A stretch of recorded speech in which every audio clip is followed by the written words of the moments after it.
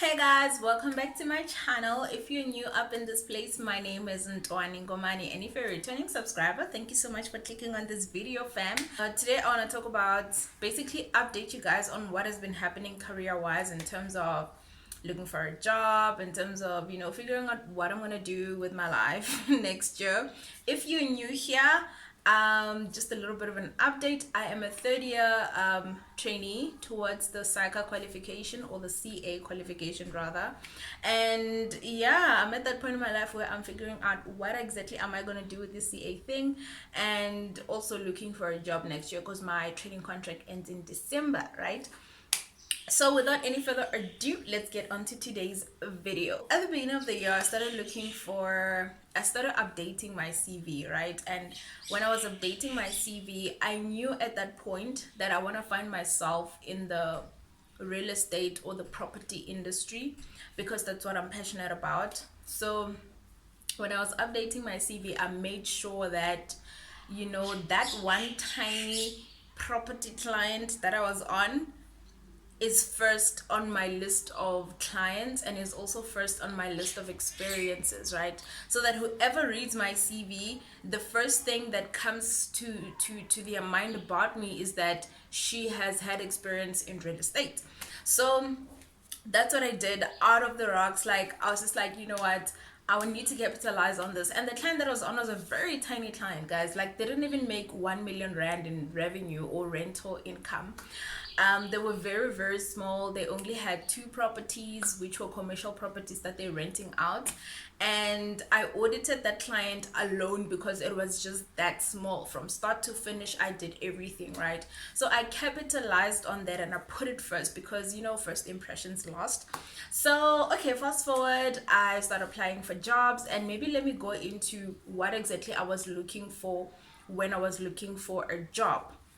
So my first criteria is that I was looking for a job that has reasonable working hours, and this I was not willing to compromise on.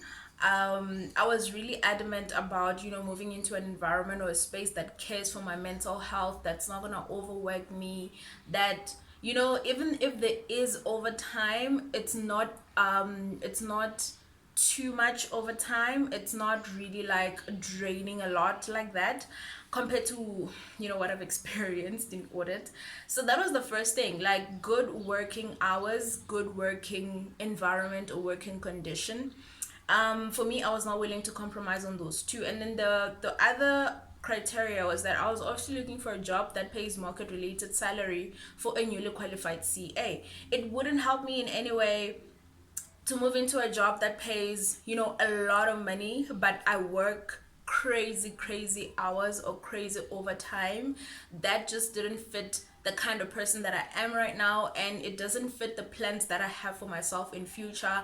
That could be having kids or starting a family or anything like that, because how do you start a family when you're working 15-hour days? It just, I needed balance in my life, and that was also a criteria. So I was looking for a job that pays market related salary, not necessarily excessive or a lot of money in compromise of my time, but just if it's market related, and I work good hours, I was okay with that. The other criteria was that I was looking for an international experience. I was looking for working with international firms, working with other reporting standards. So far I only know IFRS, but I was looking for an opportunity where I'd maybe be exposed to US GAAP, where I'd maybe be exposed to other reporting standards that are there in the world, and maybe work with companies that are listed on the New York Stock Exchange or any other stock exchange other than the JSE, because I have that experience, right? So that was sort of my criteria, and I think it's important to have that criteria, because if you don't, you're literally just gonna take up every opportunity that comes at you, or you're literally gonna apply for each and every job that you see because you don't know what you're looking for. So that was my criteria. Okay, fast forward, I started applying. I started getting in touch with recruiters. I did Gap Talent, I did Blue Recruiting, I did network recruiting. Like there's a lot of recruitment on LinkedIn, guys. If you just go search for them, there's always someone who's willing to help. Another thing that happened to me a lot, and I think it's a consequence, or rather a benefit, of having the big four on my CV, is that I got approached a lot. Okay, a lot of recruiters would come up and say, hey, we have an opportunity at this place. This is, the package they're offering. And I'd always ask about, what are the hours like? Is this a permanent job? Is this a contract? How long is it gonna be? So I got approached a lot, probably because I have the big four name on my CV, one of the big four names on my CV. That probably helped as well. So okay, cool. I send out my CV with recruiters and I get feedback. People want to do interviews. And I did interviews. A lot of my interviews I did in July and August. I interviewed actually for 3 jobs during that time alone. In the month of July, I think July and August, I had 3 interviews. And in those interviews, the very first question they wanted to know is, tell us about your real estate experience. And let me say, like, I've been praying for a job in the real estate industry, be it audit, be it, outside of audit, be it anything. And I love the fact that, they looked at my CV and the first thing they remember about me is that she has real estate experience. And I think it's important to communicate that with your recruiter, that, this is the industry that I want to get into.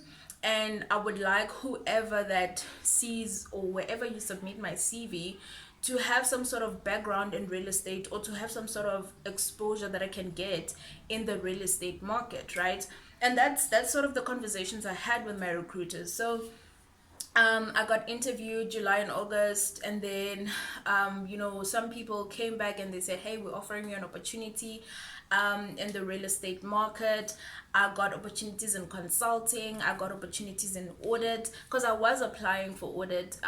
Either way, I was just looking for an environment where they have lesser hours and a good work environment, if that makes sense. And yeah, I got a lot of offers actually from all the 3 interviews. I did get offers from all 3, and now it was just a matter of deciding which one is best for me, right? So that's sort of where I'm at right now. I'm sort of deciding that, between this offer, that offer, and that offer, which one works best for me. The one thing maybe I should mention is that I was looking for a permanent job. I was not looking for secondment. I was not looking for a contract of, a year or 2 years or whatever. I was looking for a permanent job. And second to that, if I do not find a permanent offer, then I would consider the longest contract that I could get. So the reason behind this is that I didn't want to go on secondment, because basically secondment is you going to work busy season and come back. And in most secondments, when you go abroad and do that, if you even get the opportunity to actually leave the country, because sometimes they do it virtually, where you work in South Africa but you're working for this company in, say, the Netherlands, for example, you're still in South Africa, so there's no opportunity for you to actually travel. That's one thing that I sort of was skeptical about with secondments. Another thing with secondments is that it's, you go there to work overtime and then you come back and that's it. I felt used. I felt like I'm only being used in this opportunity. Yes, I would get exposure maybe to maybe 1 or 2 clients there, but at the most time, because I knew that I was probably going to be working 14-hour days, 15-hour days, weekends, Sundays, holidays, for however long the secondment ends, which could be anything from 3 to 6 months, that didn't sit in with where I wanted to be with my life and my career post articles. I didn't want to be still doing the crazy hours, and all of that. So I felt a bit used in the secondment situation, because you literally just transporting me to another country to come and work overtime, and then when I'm done, I have to go back. Like, maybe the benefit is there, but for me it wasn't worth it. And then Another thing about secondment is that it's short term, so it's anything between 3 to 6 months. That means after that, I need to come back and look for a job. And looking for a job is not easy, especially in South Africa, guys. Maybe it helps that I have the CA qualification behind my name, but the market, the job market in South Africa is still very, very bad.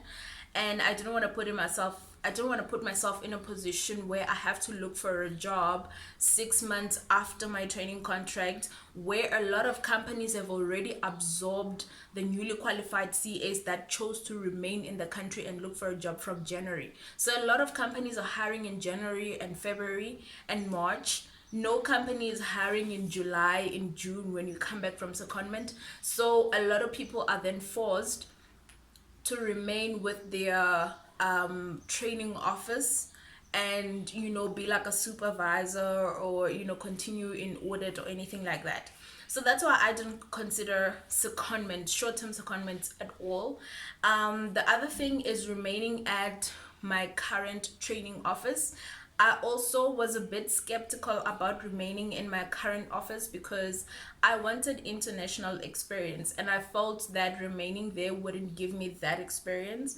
For me, it almost felt like staying there would I would just sort of continue with my training contracts. I'd still audit the same clients. Maybe I'll have one or two new clients, but I'd mostly be supervising on my current clients, which honestly, in my opinion, didn't give me a lot of exposure, the exposure that I wanted. It also wasn't putting the real estate industry on the table for me to get experience in that. So that's why I didn't choose or didn't consider going on short-term secondments, and that's why I didn't choose to remain with my training office. I chose to leave, right? And then the last thing maybe that I should mention is audit, right?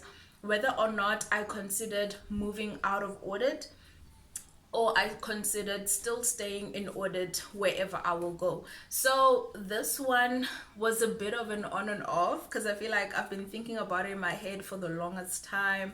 At the beginning of the year and towards the middle of the year, I was so skeptical. I was like, you know what, I'm done with audit. Whatever I get in the next year should not be in audit, if at all possible. I was like so fed up, guys, with audit, because of the hours, because of the toxic work environment. I was like, no ways am I doing this.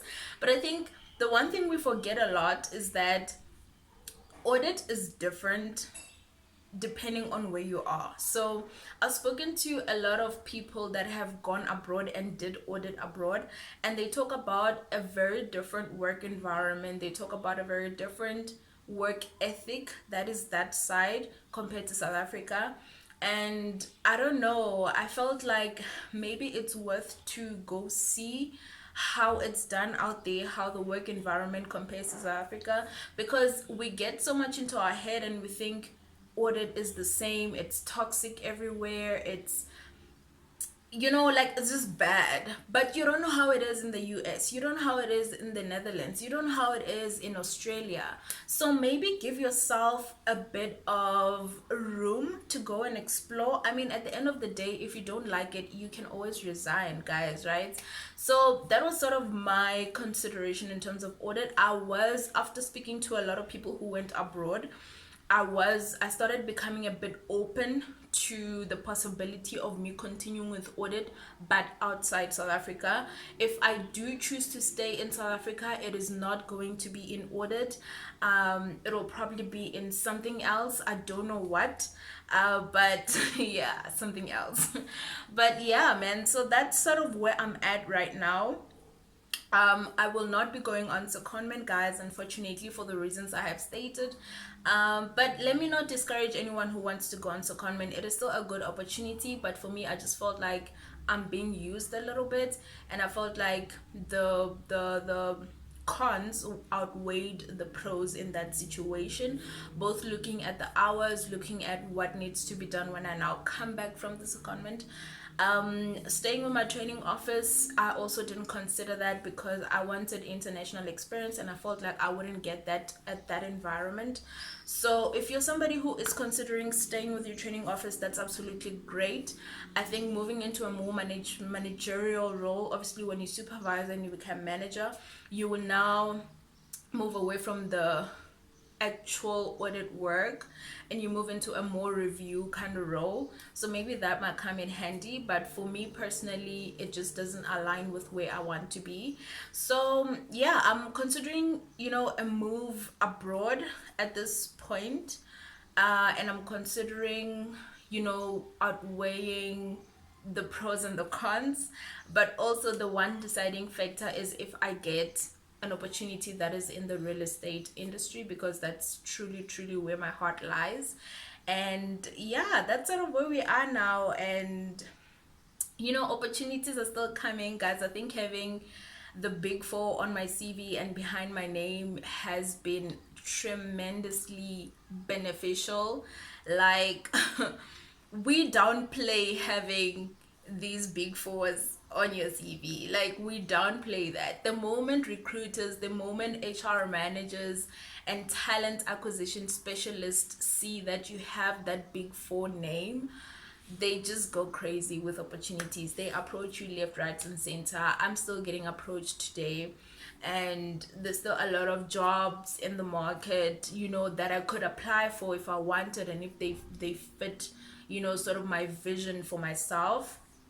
But yeah, at this point, this is where we are. Should we decide to go abroad, you guys will be the first to know. And should anything happen otherwise, of course I'll be here to tell you the whole story. I think in my next video I should actually cover the benefits of having that big four name on your CV or behind your name or your profile, because I think it really, really puts you one step ahead. Anyway, guys, this video is so long. I am so sorry. I love you guys. I will see you in my next video. Please do comment down below and let me know what you think about what I discussed in this video. Bye.